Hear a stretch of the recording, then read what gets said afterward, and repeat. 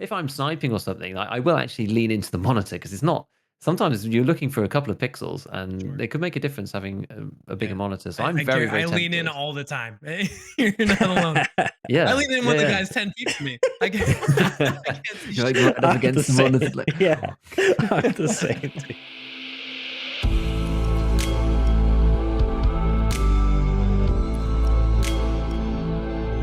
Welcome to ScavTalk, an Escape from Tarkov podcast with a continued focus on development of the game, passionate analysis, theory crafting, and general gameplay discussions. My name is Church. I'm one of your hosts. I am a video editor for a Tarkov YouTuber named Airwing Marine. And I'm GigaBeef, a Tarkov YouTuber helping you guys get better at the game. And today on this episode of ScavTalk, we welcome in TarkovReporter. Welcome to the show, my friend.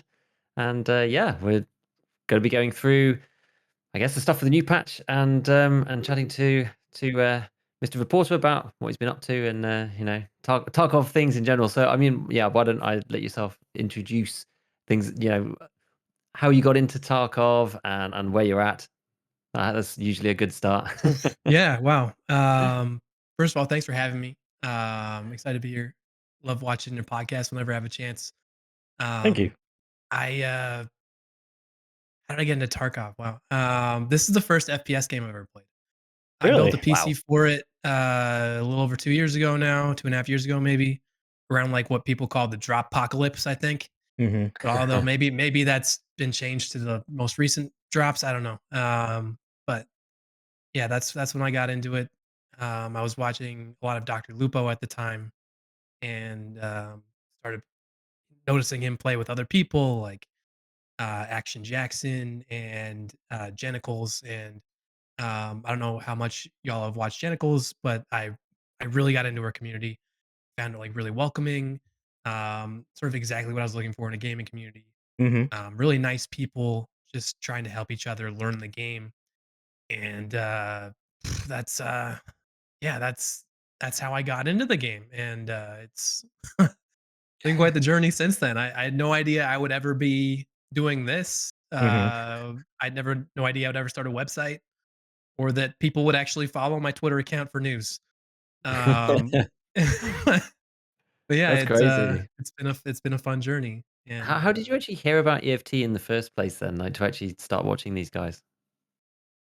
well, just watching Lupo play it. Like I Oh, would okay, watch Dr. okay. Lupo and just like some idiot like typing Keck W in his chat a lot. I know Church can relate. Uh, Yeah. and I saw this game that was just enthralling and all encompassing, and I wanted to be part of it. And I really sucked at it for a long time. Um, and the more I played it, the more I got into it, and I wanted to get better. It was a lot of fun to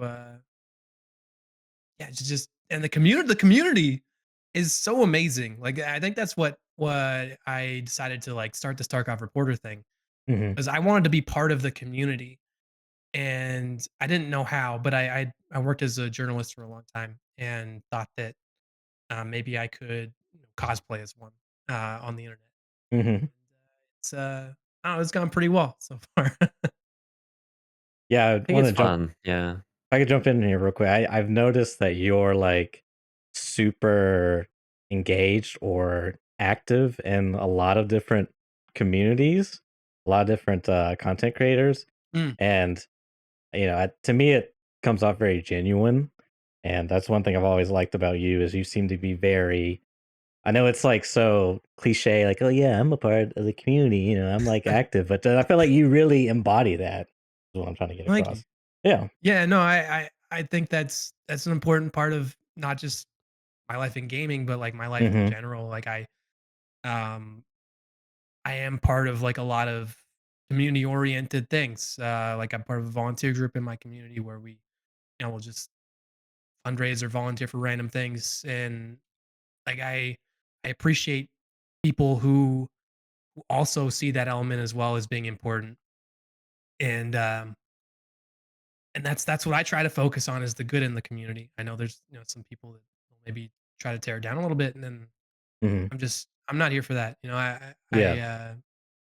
I think I get that too from um like so my channel grew out of Jenical's community essentially. Like everybody who was like one of the who has like a founder badge on my channel, I Mhm. met them in Jenical's community. Like and Jen has been so freaking supportive of me and everything that I've tried to do. Um, I cannot speak highly enough of her or of her community. Uh, I'd be nowhere without her. And then there's numerous people along the way who have obviously contributed to my success as well. Like at some point, Sigma noticed that I was doing some competitive stuff, and Yeah. she decided that she would bring me in to the Evasion family, and that for me was like I couldn't believe I was on a voice call with Sigma at one point. Mhm. Yeah. Having like a moment, like this was like a year and a bit ago, I think, and I don't know, it felt like it had gone from me just being some idiot on Twitter to like actually getting some legitimacy very quickly. It's an It awesome was thing. It's an awesome thing. yeah, I think it's like I think this is kind of happens though when people do something that's a little bit different. Like as you said, you have your what you're used to in your background with the news reporting stuff, and then trying to bring some of that into Tarkov and then starting the website, and you've whatever you've done seriously in a professional kind of way, and that stuff sort of stands out, right? You're not just somebody you said oh, just some guy posting on Twitter or whatever, but you're not some guy just gaming on Twitch, right? Which is 1,000 other people try to do. You're doing something a bit different. You're providing value to the community. You're there and putting out updates, and you've got a centralized place for people. It's actually really funny because it's my dad follows like some of the stuff that we talk about, whatever, and he doesn't really understand that much about EFT. yeah. But he said to me that I think something popped up on his newsfeed the other day. He was like, "Oh yeah, I've been on this website, like for the Tarkov news website," and I was like, "Yeah, no, I know the guy who runs that. Yeah." It's funny because you've done it in like a proper professional way. You appear Yeah. in places that make your news source seem like official and credible and stuff. And so it's I don't know, that puts you sort of a step ahead, I think, of a lot of other people. There's been a lot of work that went into that. The website itself is a funny story. Like I don't know if you guys know Sub Account 7. Who's like I think a big part of a lot of EFT communities. Goes in there and does a lot of Bitbot stuff. Um, he mostly just likes to troll people. He's a lot of fun. It was his idea to start the website, and my friend Louis and I, we were just in Discord call one night having some drinks, and he popped into a Discord and was like he had all these ideas for a website, and Louis and I start buying domain names. I think a little fueled by alcohol. And then the next morning, we're like, wait a minute, this is actually a good idea. We should do this. That's awesome. um, so it was really crazy. And it took us a few months to really figure out what the hell we were doing because we didn't have we had no idea how to do a Mhm. website. Um, and yeah, we had this idea of launching it with the last summer wipe, and started picking up some traffic. And then once we figure out SEO, started picking up more traffic. And we're getting maybe hundreds of views at the start, and then Mhm. thousands of views, and then um, December wipe happens, and we get hundreds of thousands of views. Wow. Crazy. Um, and one funny moment from that was on patch day for 12.12, the EFT website was down, and I remember I was watching Lupo that morning, and he was trying to show chat the patch notes, but he Mhm. couldn't access the EFT website. So he pulls up our website, and he's like, "Yeah, we'll just check out this off-brand Tarkov website, and we'll get the patch notes here." And it was like such like a I was kind of like hyperventilating that like my stream hero was like on my website at that moment in front of thousands of people. And yeah, the website's been such a cool experience for me. I never thought it would ever So funny. That's That's cool. It so funny. came like full circle, back with Mm. Dr. Lupo, happen. and yeah, Yeah, yeah. that's funny, man. I never would have been into Tarkov without Lupo. Mhm. So And then he's using your materials, right? It's like yeah. it's crazy. That's cool, dude. So where, like, what's kind of your biggest focus now then? Sort of where do you think you go from here? What's what's your like ideas? Are you just maintaining, or like what's the plan? Oh, we've got some different ideas for the website that we want to pull off. And especially right now, it's kind of like the last month or so. So my buddy Louis and I, we run the website. Louis does a lot of the back end stuff. I do the content, and we're thinking about trying to involve the community more in the website in some way. And because again, like that goes back to my values and what I want to like how I want to be part of the community is I want to be very community oriented. I don't feel like the Hmm. website does that yet. So we're trying to work on ways that we can involve the community more in it. I don't want to have like a forum necessarily or somewhere we have to Hmm. moderate comments because that's going to take all day, and I don't want there to be toxicity involved in that. But Sure. um, yeah, I mean, whether or not we had comments in the first place was a huge conversation, but we decided to go against it. Um, but yeah, I do want to find a way that we can reach out to other members of the community, give them uh, a voice or give them a platform that they may not have, like smaller creators. Because we get thousands of hits a day, and we can give them a bigger platform than they have on Twitch, maybe more discoverability. So we're working on that right now. That's our main focus, that we want to sort of get out before maybe a summer wipe. Uh, Maybe we'll talk about that later. Yeah, But well. maybe an April 28th wipe. Who knows? Uh, but yeah, that's where we want to go next. That's awesome. That's awesome. Honestly, yeah. No, I think it's so cool that so many people in this. I think one thing that I really like about the EFT community is that there's so many different varied people doing different things. Right? You can be doing this with your website and with the reporter angle, and like it started out like that, and now it's whole other thing, and you recognize within evasion and all this stuff, and then you've got people like John B doing music, and he's Hmm. just it's just like there's room for so many people to do all sorts of things within the community, Absolutely, and and to and it's further it's that sick. point, I don't ever feel like we're competing. Like even like Hmm. amongst the people doing news, I I um I will say like the other people doing news have also been like very supportive of me and Mm. vice versa, and like it's felt very genuine.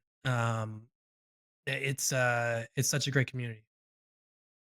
Yeah, it is good. It's good. I think that's again, it's just because people bring different things to the table. It's like, I watch all of Nice Guy's stuff, but I read all of your updates as well. So it's people are kind of watching everyone's things. It's like in some ways myself and Airwing have some similar content, and same with JDog as well.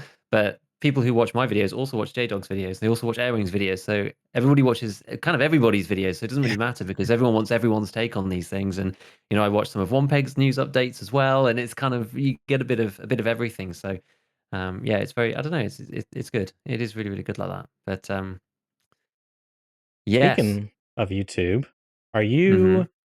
I know you have some content on YouTube, Tarkov Reporter, but is that mhm. something you're looking to expand in the future, or I would love to. I'm trash at video editing, and I yeah, need the time to get better at it. for sure. But unfortunately, or I'm a full time student right now, and I'm really sinking myself into that. I'm taking a master's in counseling right now in my journey to become a mental health therapist, and I that's my focus in life, Yeah, and yeah. I try not to pull away from it. But I Hmm. also know that YouTube has so much potential, and Sure. I don't focus on it enough. I would love to do more like RP content for YouTube, but I don't think it Yeah, performs that well. So I don't know. yeah. Dude, that reminds me a while ago. I told you in your chat once. I was like, dude, as soon as Wave comes out, we need to go on RP and like you be the reporter, I'll be the cameraman. And we never Oh did man. it, dude. I'm sorry, man. Oh. Things have just Okay. been Well, hit me up because I'm gonna be busy. doing a lot more dumb RP stuff over the next couple Dude, that sounds dope. Yeah, for sure. Let's do it. Hold me accountable, otherwise I'll let months. it All right. sink. I'll let it I sink will. in the background, dude. so new patch released Hmm. this Yeah. week. Exciting. How have Mhm. you guys got on with it so far? to be honest, I've not had a ton of chance to sink myself into it. I've watched a fair bit of it. Um, and I love that they had the Rhino. That's super interesting. Although the accuracy seemed bugged, and hopefully that was fixed in their most recent hot fix, along with the scope blur issue, Yeah, Mhm. which was very yeah. strange. Yeah, that was strange. uh, I think a lot of this is to do well, especially the scope thing. It's to me, I think that's a DLSS thing. But yeah, the Rhino did seem to have some problems. I'm not a great pistol user, to be fair, mhm, so it didn't. I was going to wait and see what people said and see how the ammo performs, and it seems kind of, yeah, it's one of those things. It's in the game, it's kind of fun, but I don't think it's anything more than that to me. I think the funniest part of it was the fact that cowboy hats just jumped in price. I think they were about 50K or something yeah, I because saw that. everybody just wants to run around RPing with the cowboy hat and the revolver. Is super super funny. But yeah, I don't know. I'm not sure exactly what the problem was with the run. I saw a few people talking about it and stuff about that it was hitting at the wrong point, or whether it was to do with the actual. It did seem like there was some real bug that they ended up Mhm. fixing and then changing the MOA a little bit as Yeah. well, which is good, I suppose. You only get 6 shots. So have you tried the tiny one? Have you tried the little 9mm one? Because I think most people are interested in the new ammo because the little one is 9mm, the little stubby one. I have That one in fits in my one stash slot. right now. I have not used it yet, but it looks Okay. cool. It's only one slot in your stash too, which is nice. I know it's That's mental. I really mean, interesting. think Yeah. about how many of those you can get in your rigs. You don't have enough number keys to bind them all. You could just hot swap between, just never Yeah. reload. Who needs to reload? That's true. Good point. I did. I Yeah. like I didn't that. get to use the tiny one, but I played a raid last night with Salty Mayo, and he was like, "Hey, Church, bring me in a pistol." I was like, "Oh, you want a pistol? I got you, dude." And he fixed it. He's like, "What is this?" It's just a little snub nosed lady killer. Oh, too Also, funny. apparently, if you pull the front side off of the Rhino, it's more accurate. I don't know if that's What? true or not, but I've been told that. Huh? I did see that around somewhere, but I haven't actually tried it myself. I know with certain guns this kind of works. It's such a weird thing, the removing of the different sides. It's like everyone's Yeah. like, oh, the MP7 without the rear sight. It's that thing of the game always, or your PMC in game always knows where the center is, and so even without the rear sight, the game still aligns the weapon properly rather than applying some kind of debuff, which is the way it should be done because you wouldn't be able to align it. And it's like the MP7 with the front sight only is actually really good up to about 10, 15 meters, and then it starts getting a bit iffy. But up until then, it's really nice. It's clear. It's no worse than a hollow or a red dot, I would argue. I think it's very, very good. So yeah, there are some weird things like I know people also recommend with the SKS too, don't they? They say remove the rear sight because it makes the front Yeah. sight picture clearer because you don't have as much of a block bar in there, and it Mhm. doesn't Mhm. really affect your accuracy. True. Yeah, it is a bit of a strange thing. Um, have you had to play around with DLSS yet? Now I know Church put out a bit of a tasty old tweet that got a few responses Uh-oh. about DLSS. So I'm interested to see what your take is. But I mean, so far for me, I'm a 1080p player anyway, and they said it wasn't going to affect 1080p. They said that it really wouldn't do anything for people like me, that it would only really work if your graphics card was being taxed.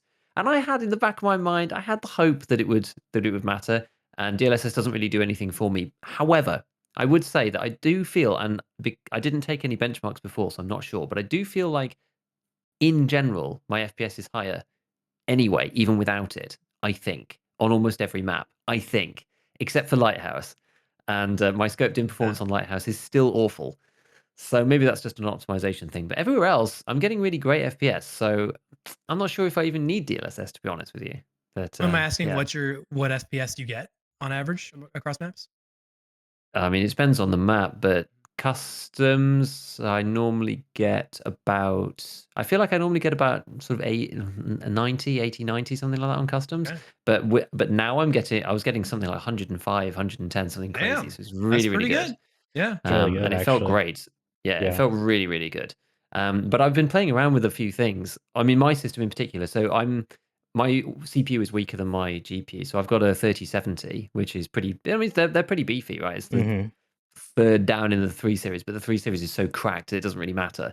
Um, but I have a Radeon, sorry, an AMD CPU, which really sucks. A 5700X, which is a shame. Well, sorry, 3700X, sorry. And on that basis, my CPU typically tends to be the problem. So I was like, oh, you know what? Maybe I should just crank everything up. And basically, what I did is I just moved all of my graphics up to the maximum because I was like, well, let's just see what happens. And it basically hasn't made any difference to the FPS at all. It's just the same. And my GPU usage has gone from 45% to 80, 90, 100%, and the FPS is identical. So now I'm playing the game and it looks beautiful, and I have the same FPS as I did before. So that's really the takeaway for me. That's great. Yeah, no, I have noticed, like I would, so I'm don't have the greatest setup in the world. And I would maybe get 60, 70 FPS on average on maps. And now I'm finding I'm getting like 80 or 90. And like Mm, I'm really excited about it. So the thing about these conversations with DLS is everybody has such a unique setup, such mhm. a vastly different setup from each other that you can't just have one answer to this. Yeah. There are millions of different possible answers to the DLSS question, and I don't know how to answer it like in a general sense. Like it might help you, it might do nothing for you. I know Oh it's man, it's really complicated. I was watching Voxy's video as well about it because I'm just trying to get as many different people's opinions on it in total to try to come to some kind of aggregate conclusion, or even just to selfishly help like myself and what I'm doing. And in his one, he was comparing even at 1080p, he was putting it on the balanced or the most quality setting. I guess it is. Yeah, is it called quality? It is just called Quality. quality, right? That's Yeah. the first one. And he was saying if you're using that, then you don't really need to use anti-aliasing because it kind of does that within the DLSS algorithm, which I haven't actually tried because I normally have the highest anti-aliasing on because right. otherwise everything looks really bad. And he was saying that the flickering kind of goes away with DLSS if you're using the quality preset. So I need to test that and see because again, he was saying, well, the frames are pretty much the same on 1080p. It doesn't matter whether you're using it or not using it. It's then more about image quality. And if you're because it does some AI smoothing and that kind of thing. Because I still used to get flickering in the distance. I haven't actually really seen that since I've changed my graphic settings, but it's so problematic because some of the things you need to restart your game to do them. So then to Yeah. get back to the same place with the same lighting in the same setting with the same weather, it's really hard because offline mode you can't Yeah. get the same weather every time. It's and when you're having to restart your game and loading in takes a while, even in offline. I find it quite difficult to test, if I'm honest with you. Mhm. It's difficult. So um,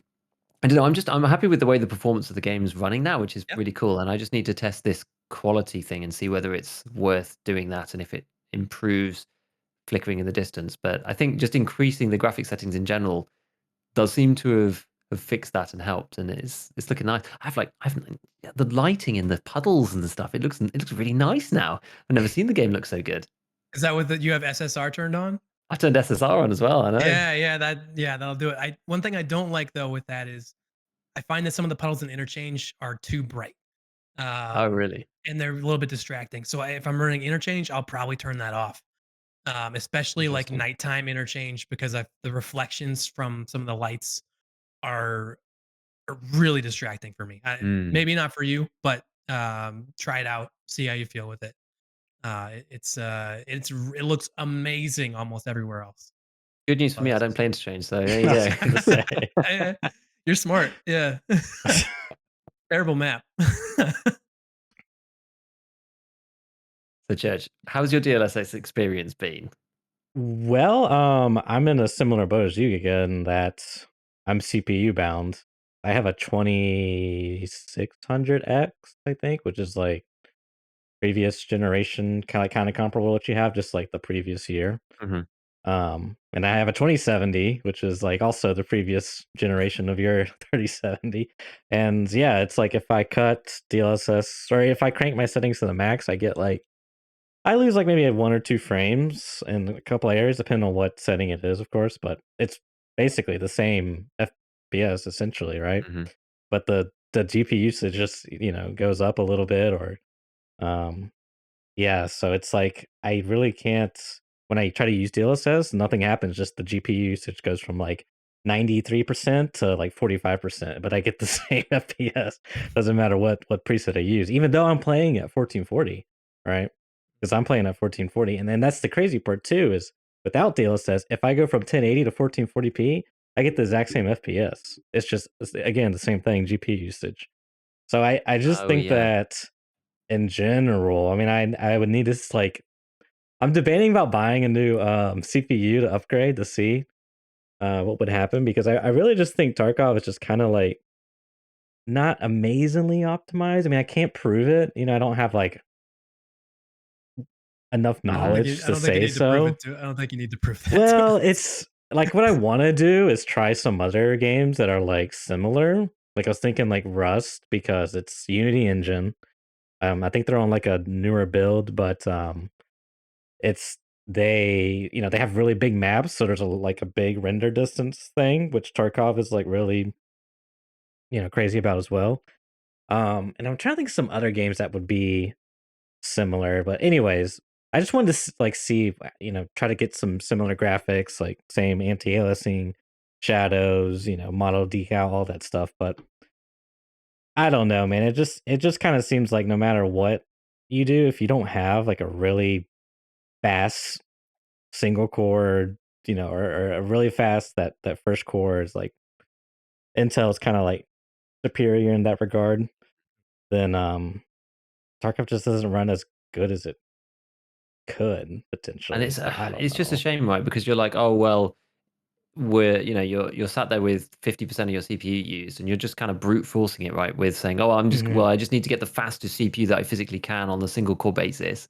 Because yeah, even when I cranked all my settings up, my CPU just sits there at 50, and there's nothing really I can do about it. And I mean, people have said that the Ryzen cores are not they're tricky and a bit troublesome with Tarkov. I mean, this is the thing, right? It's like my frames aren't terrible; it's fine, but it's a bit of what you were saying, right? With the 1440p, is that I am very tempted to get a bigger monitor because even on Nice Guy's one as well, he was doing some benchmarking without DLSS, and he was saying, yeah, you lose probably about maybe 5 or 6 frames or something going from Mhm. 1080 to 1440. I'm just thinking, well, I may as well because it's going to make it easy to see people, the screens, yeah. Because Mhm. if I'm sniping or something, I will actually lean into the monitor because it's not sometimes you're looking for a couple of pixels and Sure. it could make a difference having a bigger Yeah. monitor. So I, I'm I, very, gar- very I lean in tempted. all the time.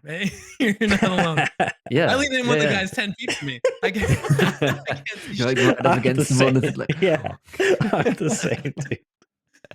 Oh man. But So I I'm was sure that would watching help. Nice But Guy's video too. His setup is, oh Yeah, my oh, it's god. it's like insane. Yeah. I'm jealous. I'm very jealous. I think Vox has a cracked system as well. yeah. Yeah, so that's interesting. Yeah, so I still need to do a bit more testing. I'm intrigued about the anti-aliasing comment. I'm not sure whether having it on the very first setting is worthwhile versus not having it on at all. If the FPS is the same, which one actually looks the best? I haven't quite come to the right conclusion with that yet. So I Oh, don't know. It's actually quite funny when I cranked all my settings up. I was thinking, right, we're going to start with the settings all max just to see how the FPS changes, and then maybe I'll tweak it from there. And then when I changed it all to max and nothing, and the FPS just stayed exactly the same, and my GPU usage mhm. went up, I was like, ah, this is how it is it? Okay, all right. This sort of stopped me in my tracks a bit because I was like, all right, where do we go from here? Then I have 80 FPS without it. I have 80 FPS with it. I've put DLSS on and I have 78 FPS. Like, what am I supposed to do? Mhm. It doesn't seem to matter what I do. I could change any of the settings and just Yeah. I wish it was more you just clear get the cut. same. I wish there was more of Yeah. like a clear cut answer for everybody. I think the It's thing for me, and I was thinking about reproposing this, is that the biggest problem is Lighthouse. And it's probably just because it's not optimized very well. So maybe with the Lighthouse expansion, we will see that. Because Reserve used to be awful as well, and Reserve is now better. And so maybe we'll see some optimizations for that. But it's when you're scoped in, this is really the issue. And I think it would be super great to have the ability to close your left eye and to lose your peripheral vision as an option. Because for some people, Yeah. going scoped in and having picture in picture destroys their computer. And being able to close your left eye and give up the peripheral vision to get your frames back so you can actually play normally. Because I don't know, I think it would be, I, I don't know, I do think that would be an adequate trade-off for people, the frames versus, I mean, it's a bit silly, right? Because we're talking about hardware even. It's not really supposed to be as part of the game.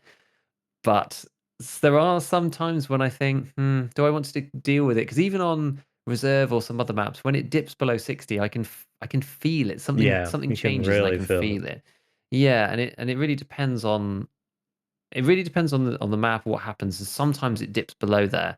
And when it does, it really feels bad, and you think, oh, shall I just go red dot the whole game because then I don't have to deal with this picture-in-picture thing. And it is a consideration. So when that Yeah. becomes a consideration, then I think, well, maybe put in like the ability to then not have picture-in-picture for people, because you're distinctly putting yourself at a disadvantage by not having that peripheral around your scope. Right? It's not as good, but if it's beneficial for your frames for a technical reason, then maybe allow people to do that. I don't know. That's just my Yeah. opinion. I did notice that, at least for my testing a little bit on Lighthouse with DLSS, that like when I cut it on versus benchmarking it when not, I would get the same FPS, but my frame time would be a little bit more consistent. But when I scoped in with a 6x, I lost FPS compared to the benchmark without DLSS on. So I was like confused what was going on there, and I don't know if that's because The scope blur bug?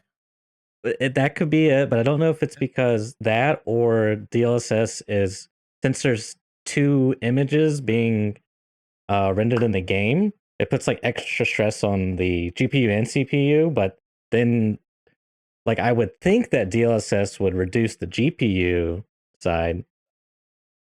I don't know. It's just weird. Like I literally lost like 5 FPS, and I saw Veritas's video, and because he did like basically he put his benchmarks up on YouTube. I saw he had the same result. Like it didn't matter what setting you put it to, it was just like 5 FPS off. And I don't know, I can't remember about Voxes or not, but that's interesting. So I'm curious to try that now that they fixed the scope. Is it fixed? Is the scope blur bug They said fixed? it was fixed in most cases. Okay. Although not completely necessarily. So Huh.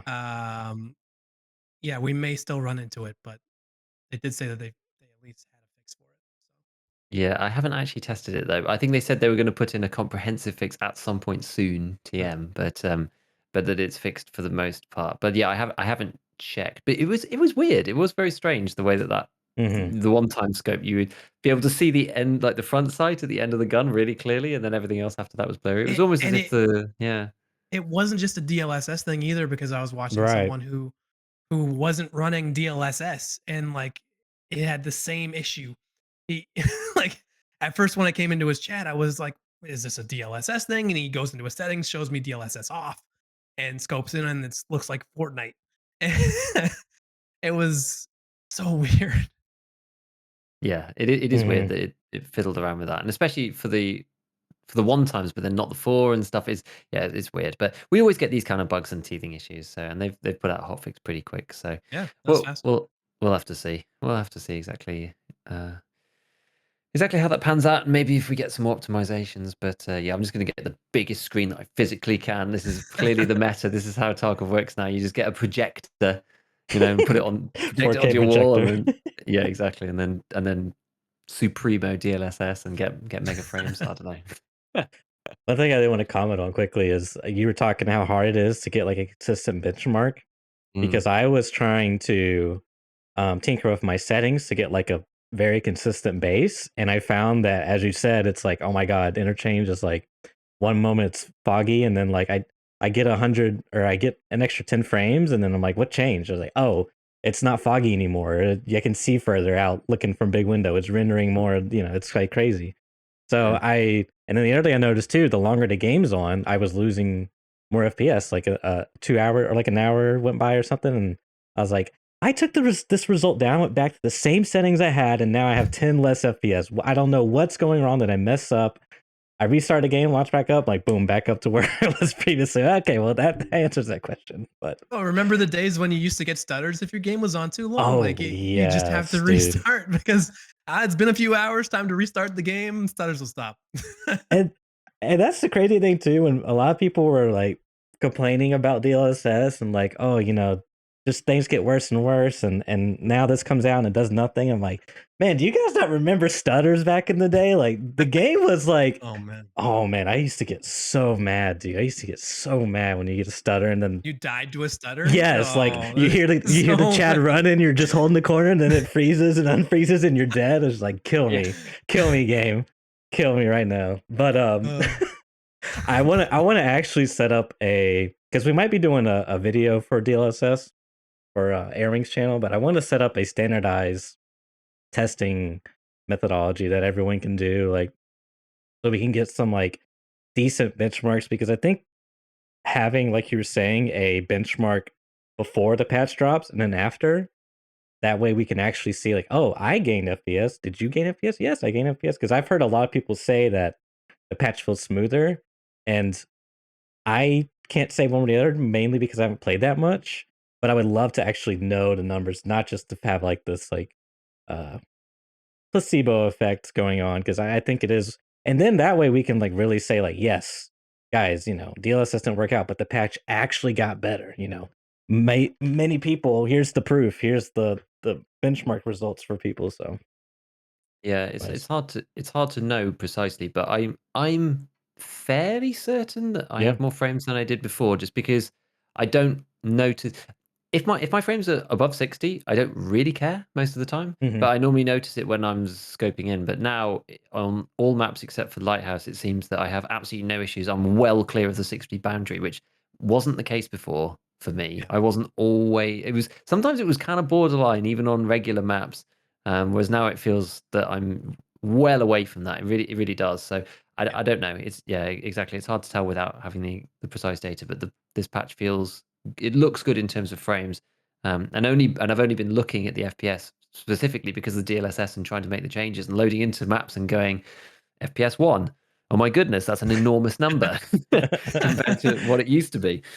So it does feel good like that for me. So yeah, Hmm. well, we'll see. It's good. These are going the right way, right? If we can have optimized maps and have that kind of FPS going on the regular maps, woods and customs and these kind of places, then we can get there on the other maps too. And if BSG know what to do, then maybe they can start putting this stuff in place before they release them. And they're getting there. It's as much a learning process for them as it is for and just having to build out the maps. And every time they make a new map, right, I'm sure they learn a ton of stuff Yeah. from each one, especially as they then re-optimize all the old ones too. So yeah, I don't know. I think it's good. It's getting better as time goes on. I want to address something that happened in chat a few minutes ago, and that is that Church has been accused of being a D2 camper by Ghost. And I'd just like to Church get your thoughts on this situation. Are you indeed a D2 camper? Do we need to cancel you? Ghost, look what you've done, dude. You've outed me. You've outed me, dude. You know what? We were gonna get Ghost on the podcast, but now I'm not so sure anymore. Okay, I see how I it think is. I got like an event coming up in like next week or something. No. No, Ghost, don't be scared. Don't be scared, Ghost. Like, don't listen to him. Okay, they're I am not a D2 impact grenade camper enjoyer. Although it okay. could potentially be something fun to do at some point. I killed 2 D2 exit campers. I've been playing quite a Did bit of you? reserve actually. Yeah, because I've been dropped the MCX video today because I've been using the MCX a lot, and it's actually been really fun. I've been using it a lot down underground in reserve, and it's been awesome. I've died a lot with it, but I've learned a lot about Hmm. the underground in reserve, and I feel like I've got a lot better. I had a couple of 4-kill raids after probably the first. You go through that trial by fire, right, of learning a new area, and I've never been the most confident underground in reserve. I've been through the point of I don't know where I'm going and everywhere looks the same through Yeah, to I know how to turn the power on and go down into the extract, and now it's kind of to I pretty much know my way around entirely. Sometimes I get a little confused with which stairway goes yeah, where because I haven't played it a ton, but I went through the first kind of like 10 to 15 raids of getting just my ass handed to me, learning and getting the Yeah. experience. And then after that, it's like, oh, I'm actually kind of starting to enjoy this now. This is getting kind of fun, killing the raiders, killing people. Like it's been decent. But one of them, it was in the video, but I ended up killing 2 extract campers. They were both quite low level, but it was oh god, it was they crazy. always are. They always are, One guy, Giga. and I because I don't play it that much, and people, the whole chat the whole time is just like, watch out for the extract campers. But people say that every time you go to D2, so you start to become desensitized to it. And the first guy was in the really long hallway with the spools, right? And you have to go up the set of the metal stairs into Yeah, that corridor. And the guy was on the metal, or on the wooden platform right at the back on the left-hand side, An where the experienced big extract camper. There where you the big spotlight is. So you Yeah. literally couldn't see him at all. I could not see this guy whatsoever. And he fired at me with the SKS, and I freaked out and unloaded the whole mag and didn't hit him once. But yeah, you know, he was top loading, I don't know, BP or something. It must have been PS, because otherwise I'd probably have died. And killed him. And then his friend was down the next corridor, through the little bit where you normally get exit camped, into the next room, and then round one of the corners. And he had some AK, and I killed both of those. But I thought that was quite funny because they were both. I normally have this rule. I'm actually thinking about maybe doing something on Oh, Tarkov no. etiquette, because I normally have a rule, right? So if you haven't reached the flea market, and this is why it's a floating rule, so the level rule doesn't really matter, but the flea market is more important, I think. If you've reached the flea market, you're fair game, because you can buy really any of the stuff that you need. Yeah, the high level stuff you can't get because of the restrictions or whatever, but you can buy most utility things that you require, right? If you're lower level than the flea market, you get to keep your stuff. I will drop your stuff at least on your body so that it's hard to pick up. Because that's normally what I do. If I want to leave somebody's stuff, I'll look at their body and I'll just go discard, discard, and I'll just discard everything, because it goes under them, and if someone finds them, it's really hard to pick the stuff up. And they might get some stuff, like maybe they lose the rig or whatever. But if the weapon gets embedded under all the junk, it's sometimes just hard to even get the icon on it to pick it up, right? So do them a little favor and do that. And these guys were both under level 15, but I was like, if you're camping D2, my friend, you get nothing. I will drop my loot to take your stuff out. So that's you're going to get absolutely nothing from this. That's it. So that's the rule. Is, you know, if you haven't reached the fleet, you get your stuff back. If you're camping D2 or factory gate 3, and then you lose everything. Yeah. I'm sorry. That's just the way it goes. It's a really good rule. I have a similar rule based on level. It's more, if your character is old enough to be tried in adult court, I'm taking your stuff. If you're if you're gonna be tried in youth court, so like I mean like basically teenage area, I'll drop it for you. You Yeah. That guys are makes nicer sense. people than Obviously it all goes out the window when you get to the wipe, though. So, you know, if you Oh yeah, no, that's everything's fair game at wipe. Yeah, for sure. exactly. I need that stock M4. 100%. And that rig that you basically people only ever get when they're first starting the game. You know that Yeah. grey one, and it's got Yeah. like the Commando. 2x2s, the commando rig. Yeah, No one yeah. ever uses that. If Yeah. someone's using that, you know it came from the stash Yes. they got given at the beginning when they signed up. I've literally never seen anybody use it outside of that ever. Yeah. I thought about that before. Yeah, it's quite funny. It's quite funny. But goodness, what were we talking about? We were talking about, like, we ended up getting derailed with D2 We extract did. camping. How Yeah. did that even happen? Oh, I think we just It finished was talking Ghost's about fault. DLSS, It was right? all Ghost's It was fault. Ghost's fault. We'll blame Ghost. Yeah. It's fine. We'll blame Ghost. So- So what else came then? I guess we can move back repair on. kits. Let's talk about repair kits. When they first came out, super expensive. They dropped in price pretty significantly. I think they were over like 700K for the armor repair kits and 300K for the weapon repair kits. Now they've dropped astronomically, which I'm a little surprised by, because especially the armor repair kits, it's costing a lot of money for us to repair armors right now. And these armor repair kits, they do a job. Like they last you a while. They'll repair, I don't know, like maybe 10 like class 5, class 6 armors, maybe more, maybe 12. Yeah, Um it's big.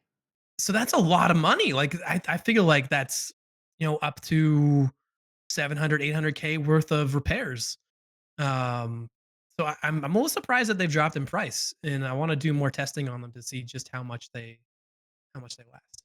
Yeah, I think a lot of people are looking at them at the moment and trying to figure out, what is it worth? Is it not worth? I'm sure there's lots of people looking at them. I'm having a look at them too. It's actually made it a lot harder this patch to do that kind of testing, which is interesting, because previously when I've done armor videos in general, it's been, oh well, buy all these armors off the flea and you buy them. I mean, to be fair, I actually spent an astronomical amount of money in some of the previous wipes buying armors that people have put up almost as bait, but I'm like, I actually do want one at naught, because I want to see the repair cost and on these things. So I used to be buying all sorts of level 5 armors at 0 to have a look at how much it actually does cost to repair for blah blah blah. But now, because you can't buy them at 0 off the flea, you have to destroy them yourself. So it actually makes doing the testing much more annoying, because you can't just pick this stuff up for money, Mhm. which is a bit of a pain. And so, but I've been looking at a few of them, and I think the reason why it was expensive to start with is kind of the same reason why all these things were expensive at the beginning, is just because everybody is desperate to use the new stuff and look at the new stuff and have the new things and that kind of thing. So that makes sense. But I kind of agree with you. Now, the weapon repair kits, when I last looked at them, they had actually got really cheap. I think they were only about Yeah, 80k when I looked, because it hardly costs anything to repair weapons anyway. So what are exactly. people really buying it for? And how But often are you really repairing a weapon too? Like, exactly. you probably not very often. Like, for example, like you probably will run it under 93 and then you're Mhm. probably gonna die. Yeah. So Yeah. you might get that back in insurance, maybe, but probably not. Um, Exactly. I mean, the so only ones that I've been repairing recently have been, I've been running a bunch of P90s with suppressors, and that will chip through. That will chip through, especially if you unload the full 50. Mhm. That'll true. go. That'll That's a go. good point. But that's been, yeah, that's really where I've been repairing a bit. But even then, if you repair with mechanic, it's really not that expensive. Exactly. However, Yeah. as you said, with the armors, it's really, and I'm not sure where they are right now. I think they were about 400 when I They're a last little looked. little bit less than that when I Are they checked less than that today. now? Yeah. Okay, well they're just dropping, which again, I'm surprised as well, because I think it depends on which armor you're repairing. I think it's a bit more nuanced. However, if you're repairing armors that are typically expensive to repair but repair fairly well, things like titanium armors and combined materials armors that are class 5 and class 6, it's crazy value. So I've been using the samurai armor a bit because it's quite fun. Oh, I'm cool. running around factory in that because it's hilarious. To repair a zeroed one of those with mechanic costs about 350k, which is insane, right? Yeah. And these repair kits repair, so you have like prapor, then skier, and then mechanic. And the repair kits seem to repair between skier and mechanic somewhere in terms of how much you get back. And then to have 1,200 durability on them for Mhm. 400k is crazy. I think refilling that armor in particular, I think it costs 175 points or something, or 180 points, because I did it on stream. I need to go back and look at what that Mhm. was exactly.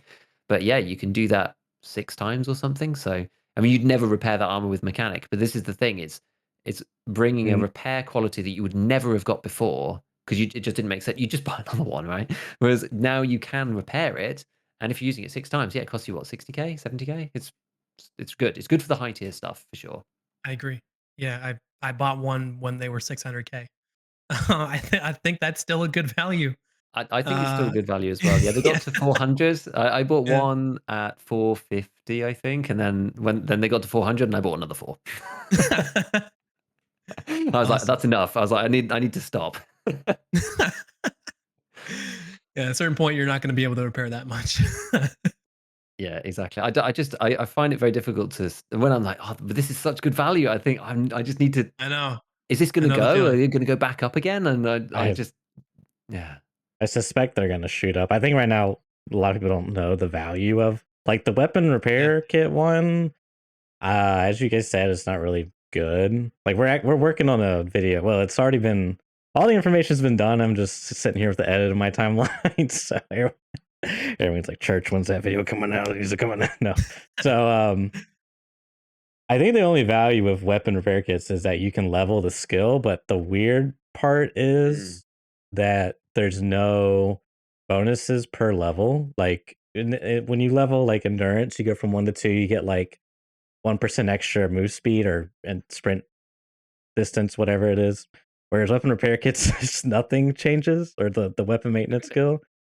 Apparently, I mean, I think that's the Mhm. case, but when you get the elite skill, that's just when you get the perk unlock, and I think the perk unlock is something to do with like, I think it like reduces weapon burn by like Yeah, is sixty it like percent. 50% weapon burn There's like a decrease or something? six, yeah, there's a 60% one and Mm. a 30% one. I mean, I'll pull it up here real quick, but yeah, that as you guys are saying though with the armor repair kits, I think they're like, dude, that they should be like valued at like 3 million, like at least right now, because I don't know about 3 ye million. I don't know, I'm about 3 million, but I would be okay with like closer to a mil. I I think guess it well, I know I depends on you the would. armor.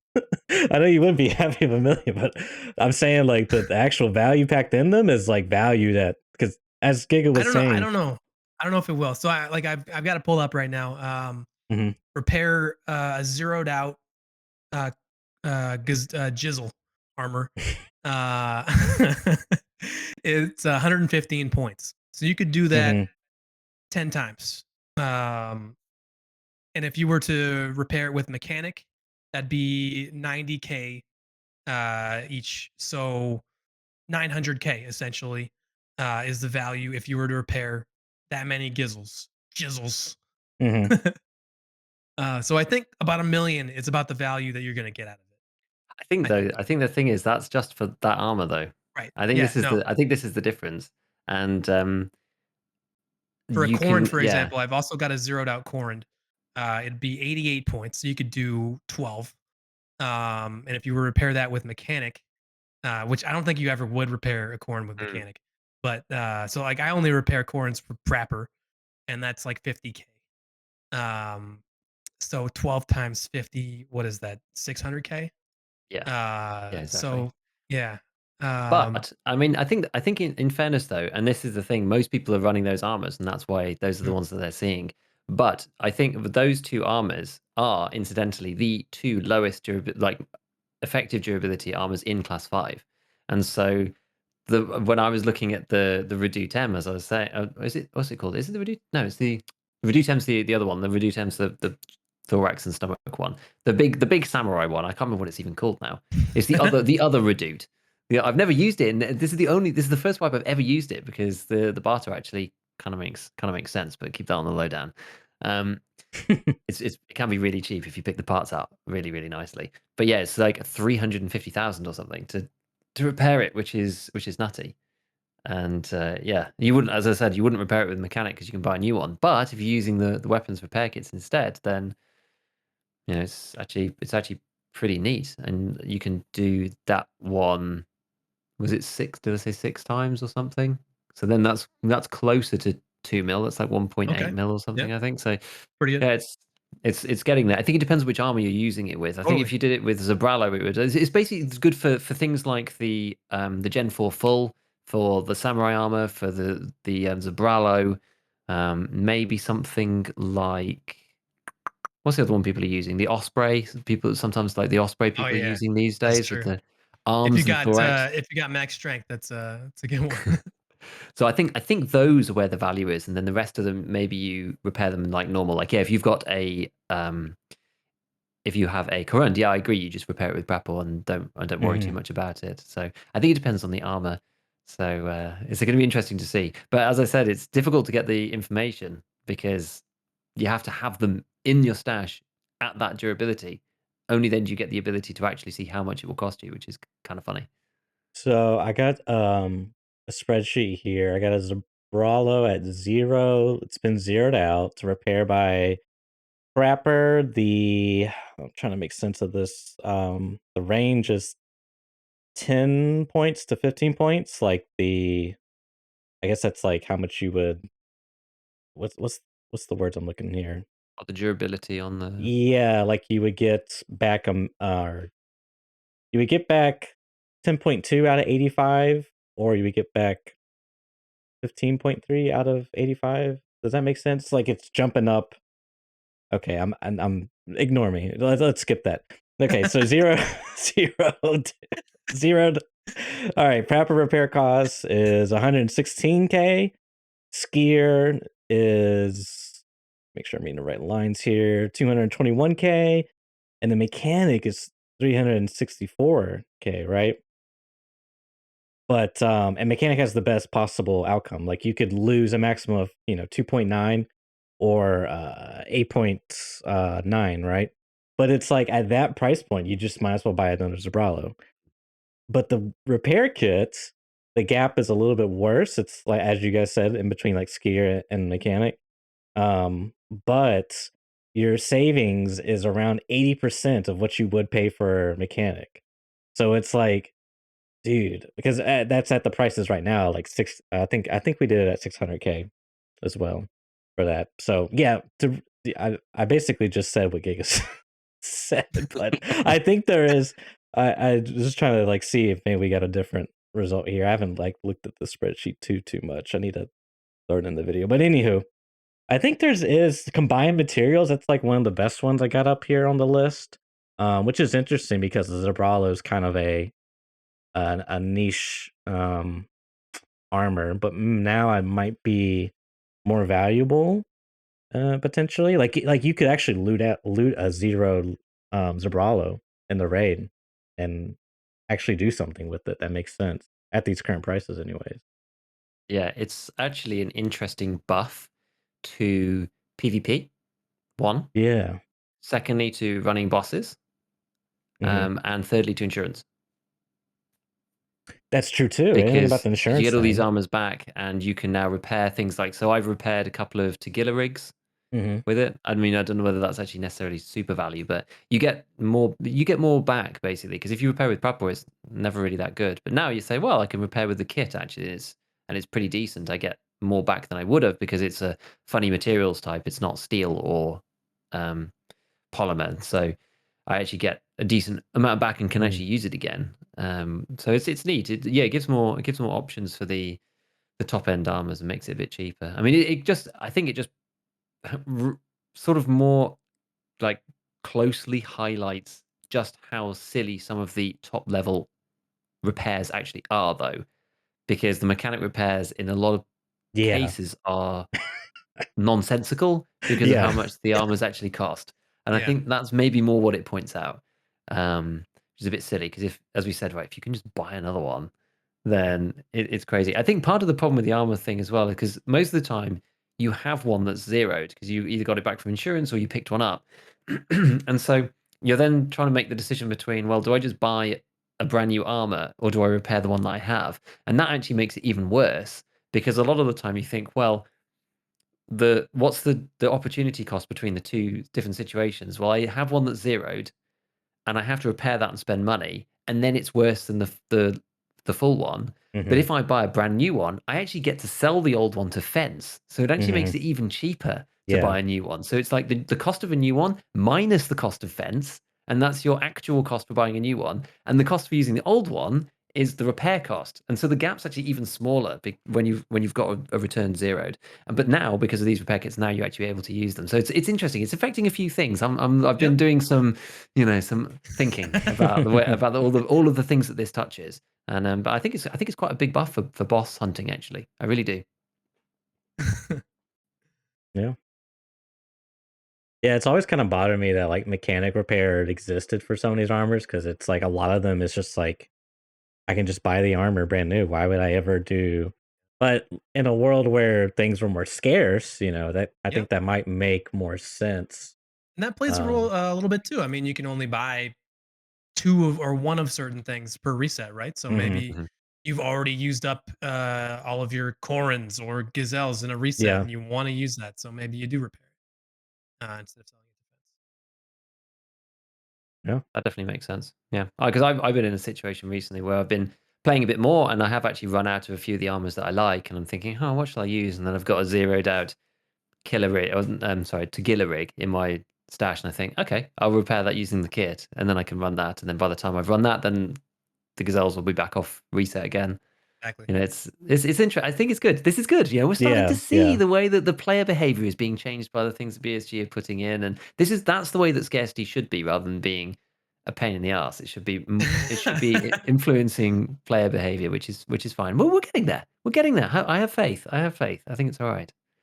Let me ask I you think guys it's I think this: it's okay. do you think they're going to be usable in raid, like both of them, the weapon No, and armor?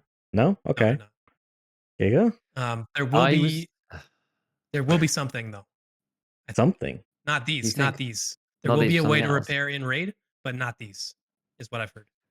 I was hoping that Ooh. they were going to be usable in raid, but they are. I mean, they aren't at the moment.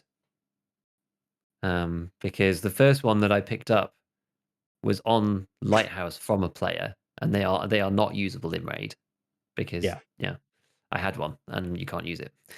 So I was kind of hoping that you could, because I don't really see any downside in being able to. Although I mean, I guess you don't have any of the tools with you, so it's a bit silly. But I was hoping for maybe a really long time. Maybe you have to be there for.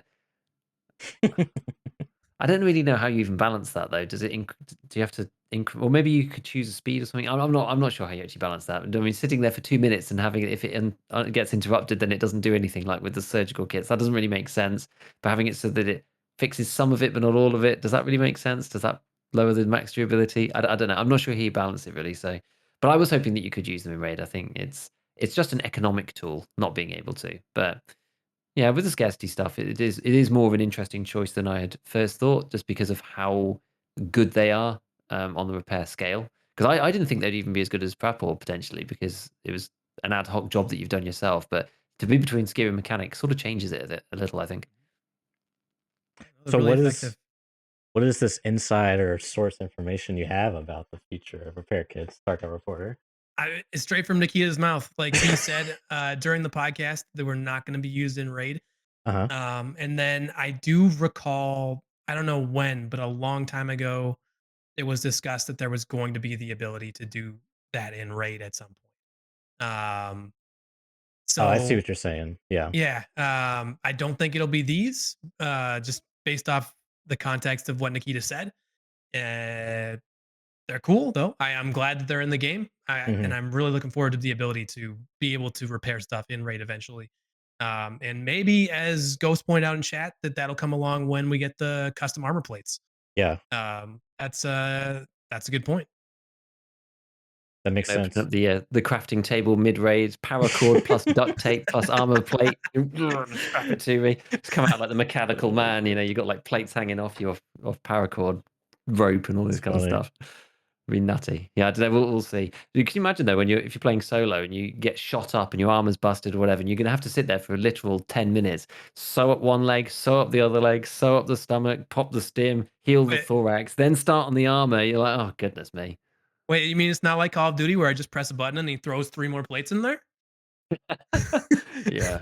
Oh, I've always hated that about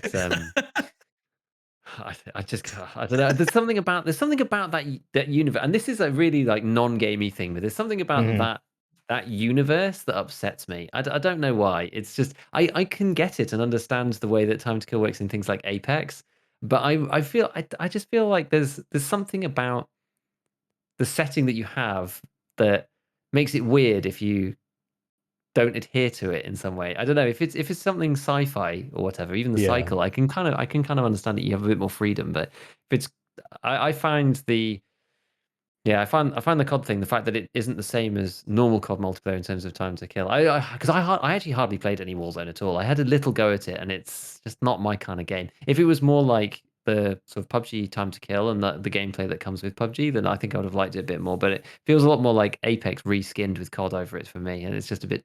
I don't know. I find it a bit like this. There's some kind of dissonance that I don't like in my head about it, and the whole just like shoving plates in and stuff. It's very weird. But that's just me. That's just my personal distaste for that kind of clash of setting. It just freaks me out. I'm I gonna mean, laugh. we have a stim in game that you just stab into your arm. All of a sudden, your HP goes up astronomically, though. So, how far away are we from that? That is very fair. That is very fair. Watch them implement the exact same mechanic and animations and everything. Oh, surely they won't do that. Please Surely. no. Please no. I can't see. Have you guys seen the Scavs inertia in action? Because I've seen a couple of clips. I know Airwing has one, and then I saw Willard Z has one where they're like moonwalking, like it reverse moonwalking forward. Have you guys seen this? I've not I've seen seen this. a couple of people show clips, but I've not seen it in any of my actual gameplay. To be fair, I've not really been hunting scavs particularly. I've actually been really like stomping on the PvP in terms of trying to get practice in and stuff. So I've not really been scav hunting, and I've been uncharacteristically fighting in close combat indoors in areas where there aren't actually many scavs, which is very unusual for me. So so I've not really seen it now. Dude, I mean it's obviously a bug, but Okay, I'm seeing the clips wild. now. That's ridiculous. It's wild, dude. It looks so funny. I'm sure it's gonna get patched out, but it's just like, yeah, it couldn't be any more perfect, you know. We've implemented scav inertia, yes, and then it's just like Michael Jackson moonwalking scavs. It's too funny, dude. It's got to be like their third person animations are just out of sync of what their actual animation's supposed to be. You know, like they're supposed to be running, but apparently they do. When they hit bushes, they do slow down. I've heard this. I can't say if it's confirmed or not. And shoot them in the leg. It's supposed to slow them down as well. So I haven't actually played enough to see from my own eyes, but this is all. I mean, this is like the That's big great. thing. Yeah, I feel like a lot of people have been asking for this to come and play, and it seems to be mostly fully functional so far as we can tell. So this is like, dude, thumbs up from me, man. Good stuff. Good stuff. Yeah, did you see the other scav change as well? Now that your real player name shows up on the death screen on Oh as a scav, so yeah. now you can't just You be a naughty boy playing scav and just run around just like trolling people. You get named and shamed. It's Is funny too, because the night before the patch, I was playing and I did a little bit of that. We were doing some RP on stream, and um, this guy I guess didn't have VoIP turned on or didn't want to VoIP with me. So after like 5 minutes of trying to VoIP with him, I just knifed him in the face and destroyed him. And then his friend came over and was like, "All right, which one of you guys knifed my friend?" And I shot him in the face. So at least I got that out of my system. Yeah. Yeah, now I people know. They know it's you now. yeah, so I'm a little bit scared. when you die, do you see their username and their scav name, or Both, just both. both? Okay, Mhm. huh? It says their scav name Interesting. and in brackets their username. Hmm. Which is kind of interesting. I don't know, because It is. I always felt like Scav was a bit of a safe place. To be fair, I've been a very, very good Scav this wipe. I have 6.35 Scav karma or Ooh, look something. at you. I've got pumping Scav karma, so I've not been horrible to people particularly. But I definitely know in the past it's always been a kind of, well, you can play fast and loose with the rules because no one's going to know it's you. Because actually, it's one thing that you do start to think about as time goes on, especially doing the content stuff, is that the longer the time goes, the more people that message me after raid and be like, "Hey, was that you? Oh, Hmm. I killed you here, or you killed me there, or that was a really fun fight, or whatever."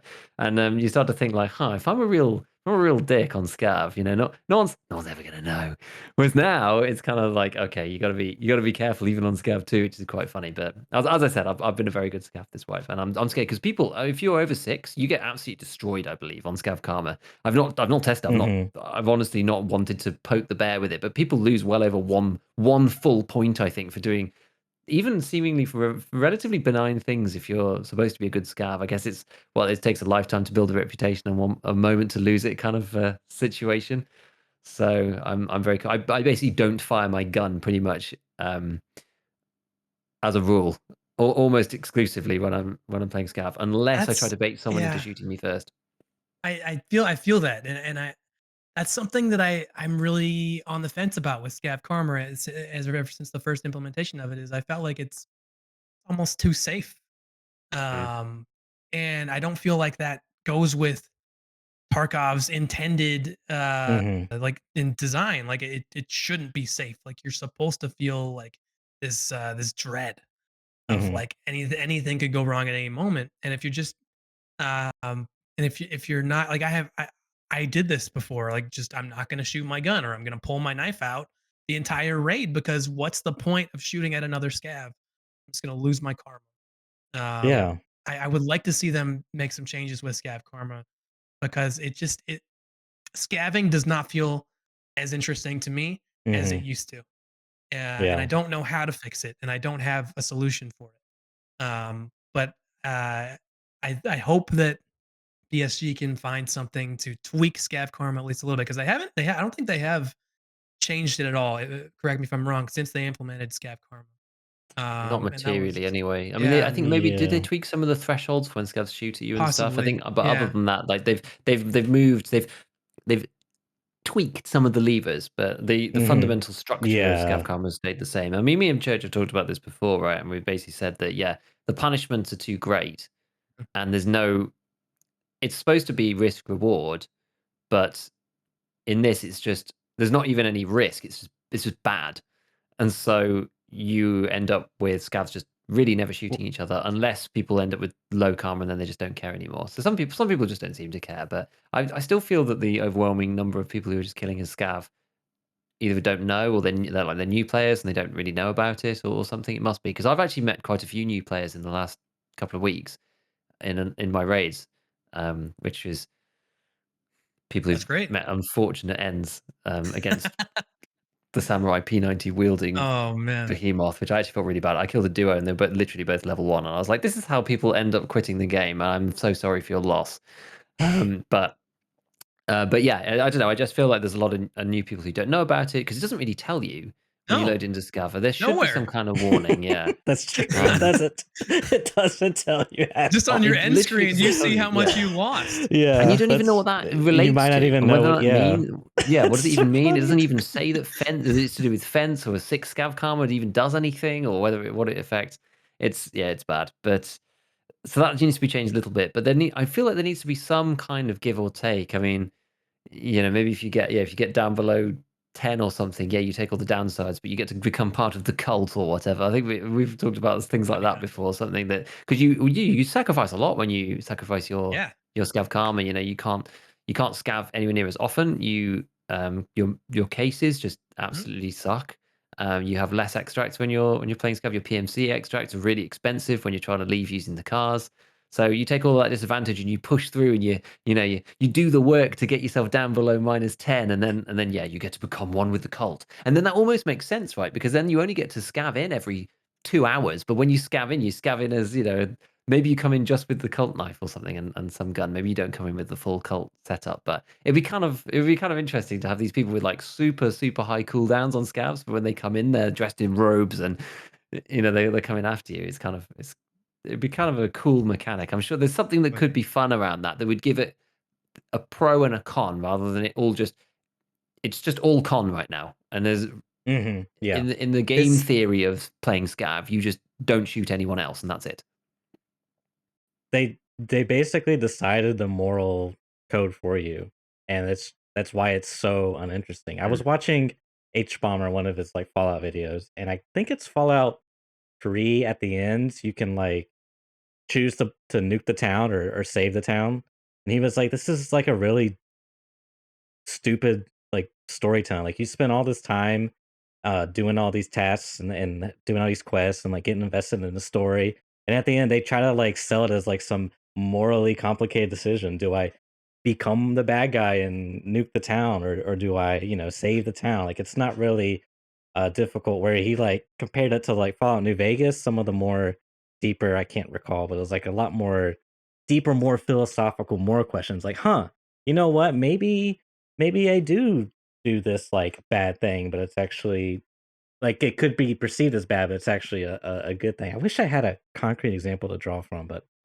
anywho, I think they need to take something like that and make it more interpreted for the player. Like that, I'll give you an example that I've talked about before. I was on factory doing killing PMCs in the office, right? And two guys are just like, "Oh man, I'm just trying to get my quest." Like they're begging for their lives. I felt bad, but I had to kill PMCs in the office. But yeah, I was like, you know what? The call I made was to let them live and help them do their uh, quest. But but on the flip side, someone could say, you know what? The right call is to actually kill them and do my quest. That's sort of like the moral decision making. It's more loosey goosey, and I think that's more interesting. And playing into I agree. the scav change where they have the name tags, it's a bit of a question mark because here's why. What does that information actually do for me? Well, I see their name and turn like I can harass them, I guess. I can send them a Yeah. message and harass them. But like That's the what only thing that comes of it what is would you have can been harass that like person. yes. And what would have been like the next level play is now when you go and talk to the scavs, like interact with them, it shows their actual player name. So that way I know, oh my god, it's the dirtbag 69 that betrayed me last Friday. Now I can get, vengeance on him. But you can't even do that because Scav Karma says no matter what, if you kill a scav, you lose points in the new raid. It's just like, yeah, sorry, that's my long Yeah, that's I my agree. that's my rant there. But We should maybe move on from Scav Karma. I hate We Scav got Karma. It's so stupid. I'm sorry. I agree. I agree with you. Uh, I agree with you. Oh There's boy. still lots with the patch we haven't talked about though. Like, how about the task rerolls? Like, I'm super interested in those. And haven't really done it yet because I have this streak of 60 in a row completed, and I want to get to 69. Um, Dailies. 60 dailies in six. a row. I've completed 60 operational tasks in a row, dailies, weeklies. and I want to hit 69 before I start doing the rerolls and stuff. Have either of you done rerolls? That's insane. I've not done the reroll. I I mean, for did. me, I just feel like the reroll is like a purely. I'm really distracted by your 60 in a row. How the hell did you do 60 in a row? It's super easy actually if you only accept the ones you know you can do. Oh, I So see. like just if you see one that like I don't want to do that, or like I probably can't do this, I don't accept it. But if I see one that's like I can do that, then 100% of the time I accept and I focus myself on doing it. Okay. And so for the last however many, I can't remember the last time I failed one. Um, but it's been it's been a while. I And think I misunderstood you. I thought you basically spent the last 20 days completing all 3 every Oh day. God, no, no, no, no shot. And that was why I was thinking, how have you managed to get past the RNG on some of these awful ones? Yeah, That's insane. no shot, no shot. So it only counts the ones you accept. So I want to get to 69. I think I can do it soon. Uh, and then we'll start with the rerolls. I had Yeah. a bit of a laugh, and I was playing with Airwing, and I just started spamming rerolls until I got all the ones I could do. I, he was like, "Church, come on, get in the lobby." I'm like, "Hold on, dude, I almost got them all." Because we're going reserve. Of course, I didn't do them, but it's just. I think I spent like 1,000,000 rubles probably getting rerolls for reserve. It was so funny, dude. It's so stupid, but it's kind How of much? Maybe How it's interesting. much trader the rep did you trader rep, lose? right? Yeah, Well, that's the thing. I wasn't some of them, and think it's. I think you get a. I think how it works is your first reroll, you don't lose trader rep, but I'm not positive about that. But I that's don't think that's true because okay. I've been like hovering over the replace button almost every day. I'm not going to do it, but I just want to see what it's like. And if every now and then it's 0, every now and then it's like -1, Yeah. minus point 0.1, minus point 0.2. Um, I'm not sure what exactly it is. I'm Mhm. wondering if it has to do with the time you try to replace it at. So like Mm. how early you try to replace it versus how late in the day you try to replace it. I'm wondering if that plays a role. But I can't. Yeah, I don't Yeah. know. I don't know because sometimes it was lose 1 and then lose 0, and then, like, the other thing I mean, I wasn't paying super close attention, but the other thing I saw was one of them, I think Peacekeeper, he was charging me euros instead of, rubles, which was That seems weird. interesting. Yeah. So I don't know. I have to look into it some more, but I think it solves the problem for certain players that like they have insane amount of money, but they'll do anything to for EXP. So you could just like spend ridiculous amount of rerolls to get Yeah, your EXP. So I don't know. It's kind of yeah. interesting there. I think lots of people will be hitting Kappa in the next few days. Okay, I can see That's the that. Yep, interesting thing. I think it's like for me, it's quite a mechanical process because you have the valued resource in that transaction. And we touched on this a little bit previously, but now that it's actually out, the valued resource in that transaction is the trader rep that you have, because that's you can get it from doing dailies, but there's only a finite amount through the ordinary sources, and then you have to Right. do. I wouldn't say. I mean, maybe you do for higher level dailies. I'm not 100% certain, but how much trader rep you get, and I guess you only get it for each trader sometimes for different quests. I guess it depends. So I'm not sure what that balance is. Whether you could re-roll every quest every day and still make enough back on trader rep to still be net positive rep. I don't actually know. I'm not sure where that equilibrium sits. But I think it also depends on what you're trying to do. So if you're trying to get Kappa, then you probably want to keep your trader rep and leave it until you hit what's the magic number 46, I think it is, and then the daily XP goes like sky high. It goes Mhm. from yep, 6k up to 30k or something yep. completely insane. And then from that point, then yes, you can start re-rolling and using your trader rep currency coins or whatever to get these dailies that are actually worthwhile. Because like right now, I mean, there was chat was asking me the other day, oh, why aren't you bothering with your dailies? And I said, well, to be honest, half the time I do a scan through when I remember, but I don't even bother looking at them half the time because I forget to do it because it's 5k to leave shoreline 3 times or something. And I think, well, I can get 5k playing factory once and being doing it for 5 minutes, whereas like getting Yeah. my survival rate is pretty decent, but it's somewhere between 55, it's like 50 to 60% or something like that. So I'm gonna have to play on average 6 shoreline raids to be able to leave. And especially if it's through a specific exit, it's just like it's just not worth doing. For 5k XP, it doesn't matter. It's kind of a rounding across 6 raids. It's sort of yeah, it's okay, but it's a couple more headshots here and a bit more looting there. It doesn't matter. So until 46, Yeah. not really any point. There's this real dip spot where the amount of XP you get relative to your level is really terrible around the 40 to 45 region, and then it gets great again. But like before that, early in the career, it's great.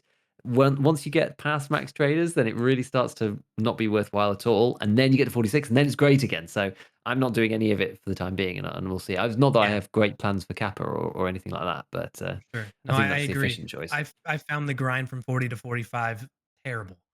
Mm. I there were days where I just I didn't want to do anything. It was pretty brutal.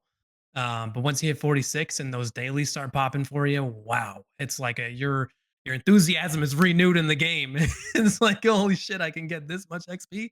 Like it's incredible.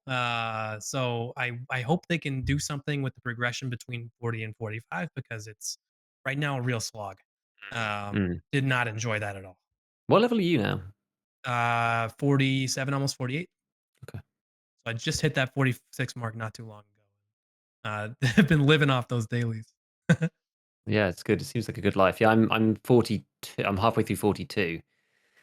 I really dragged my heels from 40. So as soon as I got to 40, I'm like, I don't really need the high level ragman stuff. I'm not going to be buying slicks anyway, probably. So I just kind of chilled with Mechanic 4 for a long time, and then finally actually got around to doing some of the other annoying quests. I was really gated with the interchange ones through chumming, and then after I did that, then it was kind of okay. But yeah, that's how I got to here. So I'm slowly working my way towards it. But I've been doing other stuff and not really focusing on quests and dailies. So the XP is a little slower if you're practicing. It's like what people were saying the other day on one of my streams about what do you do after you've got max traders? You don't really want to do kappa. What do you do then? And it's what I say to a lot of people about what I normally do at the end of the wipe is then I focus on me, I focus on my skills, because my PMC's got skills and we've got stashes and we've got money and all of this stuff, but my own personal skills Mhm. still could be improved. And so I try to go to places that I don't know. I use guns that I'm not very good at, and I die a lot, and I spend my money dying to get better for next time, which is what I've been focusing on now. But that doesn't necessarily get you that much XP, which is the problem, especially if you die in half the raids and you only get 100 Yeah. XP because you shot 3 bullets and someone head-eyes you with 762 PP. So You frustrating. don't, yeah, you don't really get a lot of XP for that. So it does take a long time. It does take a long time from 40 to You up should to get an 45. XP boost if you die to someone who gets banned. That'd be funny. That'd be good. Um, yeah, I totally agree with you. That's funny. Exactly. No, but like I've also been doing something similar since 40. Like normally I don't really play that much past 42 or whatever max traders is in a given wipe. Um, normally I will take like a month or two off and just play something else. Um, but I've kept going a little bit here, and I don't know if I'll hit cap of this wipe. I feel like there's probably going to be enough time to hit it, so we'll see. And unless it's April 28th, sure, we'll talk about that in a little bit. And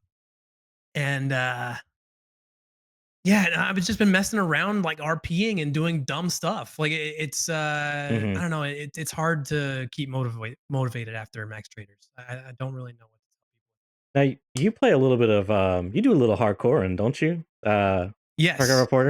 we did the hardcore early on in wipe, and it Mhm. was fun until about I don't know, until we got close to flea market, and then I don't know, it lost its luster for me about midway through the and I don't know where how I feel about hardcore anymore. It just may not be for me. I really like challenge oriented Yeah. um, accounts and challenge oriented type things. Mhm. I don't know that the specific hardcore play set is for me though. I know some people really like it, and I think it's a cool thing to for people to try. But I don't know. It's I'm kind of over it. If I'm honest with you. Yeah. What was the breaking point, or what about it did you not enjoy? Everything. Okay, I do. That's fine. um, yeah, like just the inability to get like you get to a point where you had nothing left. and then like Yeah. and you were like, well, what do I do? Like I can't Mhm. scav. Yeah. I got to go knife somebody in the face. Yeah. Like this is Yeah. not interesting to me. Yeah. Um, and then you'd get to a point later where your stash is completely full. You've got all this end game gear, Mhm. and you know, it just felt like there was too much oscillating between highs and lows, and Mm. it just didn't feel like an interesting playstyle. Yeah, I think Hmm. that for me personally, I know Giga's been interested in hardcore, but that's kind of been the turn off for me is like doing the OG Deadly Slob hardcore rule set. It's just like I just don't want to spend 2 to 4 hours hatchet running over and over Mm, again. You know, yes. it's just like it just doesn't sound fun to me, man. No, I agree. Yeah, we sort of created a hardcore rule set for casuals, Hmm. and that was a little more fun. uh, yeah. What Yeah, I think it's. what? Sorry, you go ahead. I was just going to say, like, it's an interesting one because because I keep thinking about it and keep doing it, but I'm actually the one out of the three of us that hasn't actually tried properly doing a hardcore Hmm. account, and maybe that's sort of the allure for me is that I've not actually tried to do it and gone through a serious number of levels doing it as well, which maybe is why I have this kind of rose tinted view of what it is going to be like. But I still think the fact that you play against people that aren't on hardcore makes it worse. If you were Yeah. all playing against on a level playing field, I think it would make it a lot more worth because Hmm. when I mean, Church talked about it previously. We were saying that the issue is that yeah, you end up with all this end game gear. Well, it's only because you're playing against players that aren't playing on hardcore, so you're still kind of benefiting from the flea market and the general progression of the player Hmm. base, even if you're not participating in it per se through Hmm. your own traders or anything like that. So it's a bit of a funny one. I'm really a big proponent of a mode, even if and I know Pestily was thinking of actually doing what was it like? It was not really a tournament, more just like a week-long play test or something of a hardcore series of private account server whatever. So you have like 200 people who are playing, and they're playing all day, I guess, and everyone's all in the same game mode on hardcore, and just to see kind of what that would do. Yeah. I think it was still set out as a tournament, but I don't really know what happened to that. It seemed to disappear, but I'm intrigued by it. It's sort of making the game harder, but everyone being on a level playing field because yeah, playing against other people not playing on hardcore, Yeah. firstly feels a bit rubbish, and then yeah, you end up with all this gear that's, if you're successful, that is not really reflective of the hardcore playstyle, as you said. Exactly. So Exactly. it's a bit of a tough one. It's sort of put me off, plus the time commitment and stuff. So I don't know. I'm not sure. It's tricky. Yeah. Were you gonna say something before, Church? Um. Sorry, I Or just did I farted in block the it out? mic. No, kidding. That was my mouth for the audio listeners. I'm sure I was gonna say something, but yeah, they're gonna think like, "Oh my god, did he really just put his butt up to the microphone?" For Everyone's gonna the, be writing down the timestamp and going to YouTube. TOS. I'm sure I had something, but I can't remember. So transition 428. Is it real? Is it the wipe? I think we're The reading too much Oh, into it.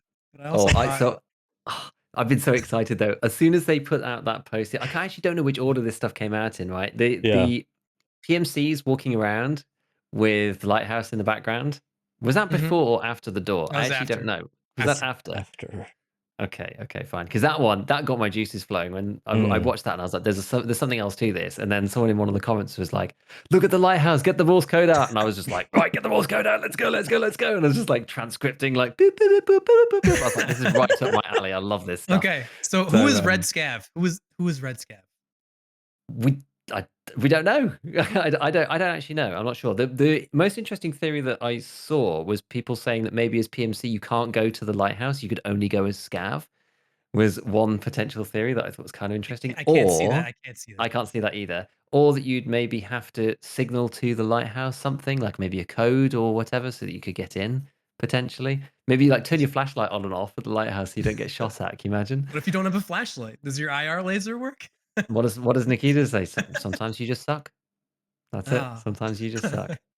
No, I don't know. I'm not sure really. And then yeah, then we've had the door teaser, the one Hmm. with the streets concept art with the 428 door, which presumably is on the fourth floor of some building that's someone's tried to angle grind in and cut through, shoot or whatever, and it's looks impenetrable. What that means exactly, I don't know. Obviously, the community has gone crazy over the 28th of April as Yes, some potential date for something. Nice guy's gone full he tinfoil sure hat, has.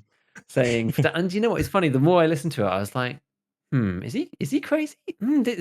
Could this happen? Because the one thing that was most compelling to me is he was saying, we got the teaser for Streets with the people playing and shooting at each other and all the battle for Concordia and all that stuff 10 months ago, and they've had everybody working on it. And you're telling me that it's impossible that we see the first stage of Streets of Tarkov at the end of this month?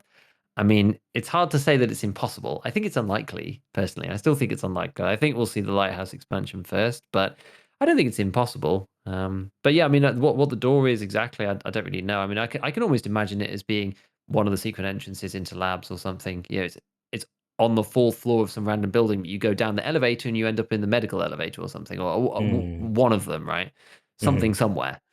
So I don't know. There's lots of possibilities. I don't know. What do you guys think? I mean, Ghost brings up a point about Sheaf mentioning that it could be the apartment buildings behind the water treatment plant. I I don't necessarily buy it. I think it's streets. I don't necessarily think it's lighthouse. It could be, but I don't Yeah, know. And I'm just I feel like April 28th is real soon. it You is. know, Yeah. how quickly are they going to be ready for this?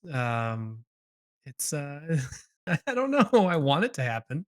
I just Mhm. don't want to. I don't want people to be. I'm not going to tell people to book time off work on the 28th of April. Mm. Yeah. Well, that's the thing. Is it a wipe or is it just an expansion? Is it even anything? Is it just like, Is hey, it just uh, the number on a door?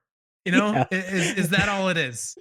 hey, I'm Nikita. I'm just gonna put this on Twitter here, and it's like everyone's like, oh my god, we gotta transcribe this. What did our master and Lord and Savior Nikita say? Oh, and Nolan's receiving the knowledge, and he's like spreading it to all his disciples. I don't know, man. I don't know. I think I it's s- yeah. Sorry, go ahead. I think it's probably just a door with a number on it. You know, I think we're probably reading too It much could into it. it could be. That's the funny part. Um, because Probably like yes. in like I'm obviously in NA, but in Europe, don't you obviously use a different numbering system for your month and days than we We do in do. NA? Yes. So that would be like the 42nd day of August, which obviously doesn't exist. So Exactly. It would have to be room 284 to make sense in yeah, Europe. yeah, exactly. I mean, although we can't prove that they didn't use the NA numbering system for 1212. So I'll have you you know, never know. this is an American game, brother. They may be Russians, but they got the hearts of the Americans, brother. I still think that. Well, I mean, whether the 28th of April is anything or not, I don't know. But I still think that it's going to be Lighthouse expansion with the bosses. That will come first. It's too early for a wipe, in my opinion. I think that then Streets will come in about. I still think the first iteration of Streets will come with the next wipe in about 2 months. That's still my guess, though. Really? It's still Okay. I think so. Cool. I think so. I think we'll see the first iteration. I think that's probably scheduled for the next wipe. I think. I think the first Do you iteration think because they said do you there's think lots of. do you think we get Lighthouse expansion sooner than that? I think we get Lighthouse expansion really soon. Okay. I do actually think, and it could Like coincide with the 28th of the April. 28th I don't soon, know yeah. whether it will be the 28th, but I wouldn't be surprised. Let's put it that way. I think it could come then. I think it could come. Possible? I'm definitely gonna be waking up early that day. I can tell you that Yeah. right now. Yeah. I'm but I think we'll know What on the day? 27th Oh, whether it's happening. it's actually a Thursday, isn't it? Yeah, It right. Yeah, is. Yeah. 28th of April is a Thursday, so I mean that's we've got a picture. It's a mhm. Thursday. What more proof do you need? I That's need funny. patch notes. That's what I need. Exactly. Give But patch yeah. notes, Nikki. Yeah, what exactly what Red Scav is and how that's going to tie in, I don't know. But there's so much juicy stuff coming now with Mhm. the Lighthouse Trader being cult orientated Mhm. and with all these bosses turning up. It's Lighthouse is going to be pretty spicy. Yeah, I love that map. I've been playing it a lot since the patch in December, and I just love exploring new areas. It's one of the things I love about video games is just exploring, and Yeah. it's exciting that we're gonna get access to this new area. I want to see every piece of it. I want to have some cool fights on it. I'm hopeful that there's an extract on the island because if there's not, getting back across is going to be a nightmare. That's true. I didn't even think about that. Didn't Yeah, think people about always that. think about the way in, but Yeah. yeah, the way out could be pretty spicy. That's for Mhm. sure. Yeah, that's for sure. Do you not find that? Because we've talked about this a bit before, but I do find that the FPS puts me off playing on Lighthouse. I've not played it that much. I've started getting into it this past couple of weeks properly, but I scavved on it before, messed around, but I'm really not an expert at that by any means. The FPS for me has never been good in any map. So for me, it's just another map. That's fair. But That's we'll see actually now. Now yeah. that DLSS is here, I don't know if because I have noticed a spike in FPS across. I haven't tried Lighthouse yet since DLSS. Mhm. So maybe I'll be one of those people now who hates playing Lighthouse. I don't know. I But I think that's the thing. It's like, yeah, maybe if you've got an amazing system, it doesn't matter to you. If you've got like a very mediocre system, then it doesn't matter to you. But if you've got like a sort of high end, sort of mid to high end system where all the maps work really well, except for Lighthouse, which is 45 when scoped, it's just like, oh, this is awful. Get it? Like, I don't want to play this. It's like playing the other day, and I was just like, dude, it's like 42 FPS scoped in. Like, this is just like, this is Yeah. disgusting. Get me my office bin bucket because I'm just going to throw up, and it's awful. So I don't know. We'll see. We'll see. It's been playable though. I can play it, and it's been actually kind of fun. So yeah, I've been putting it off because of that, but it's definitely time. It's definitely time now to actually get into the map because I'm, like turning up with the Lighthead expansion, being like, right, so the road camp is which way? Is not really a good look. It's yeah, funny. though if you can get good better frames on it, it's a really fun map. I think it's got a lot going on, obviously, and I'm excited for that. I hope there's like an underground area at the water treatment plant. I don't know how they're going to expand it. I hope that's one way. Maybe we get access to the rooftops. I don't know, but I'm really looking forward to it. Yeah, we'll see. We'll see. I hope they don't go too crazy with the underground and end up turning it into Reserve 2 where everybody's just moles and then it's you can wander around the top and it's not too bad. To be fair, it's not too bad. I think people give Reserve a hard rap for that and say, "Oh, everyone's underground." It's like, yeah, some people are underground, but not everybody. It's a mix. It's a It's If a it's mix. mix, hard yeah. to get underground, then I think that'll be like Mm, it won't be the case because you're gonna have to fight through the rogues to get there. Maybe I think that could be yeah. interesting. Mm. But if it was like I don't know how much Daisy you guys play or watch, but the Namalsk like underground areas, those are crazy fun.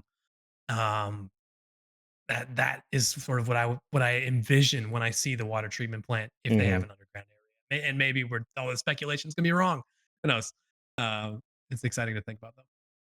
I should really watch more Daisy because I used to play Daisy in the alpha when it was the armor mod, and honestly haven't really played. It's been such a long time since I picked it up, and we ended up. I can't remember now whether it was Dota first or PUBG afterwards. I'm not sure, but yeah, we played it before, and I never really played standalone.